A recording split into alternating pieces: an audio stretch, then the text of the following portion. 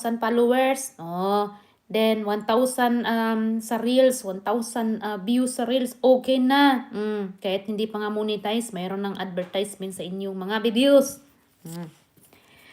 Hindi kagaya kay Facebook, ay kay YouTube, kailangan ninyo ng 4,000 views. Views, ibig sabihin guys, 4,000 views. Within 1 month lang po yan guys. Kailangan 1 month maka 4,000 views na kayo. Ayun, 10,000 followers. Ang 10,000 followers naman is, 1,000 followers is, kailangan i-achieve mo na ninyo ang 1,000 followers. Pag achieve nyo yan, no, doon, ng mga videos para makakuha kayo ng 4,000 views.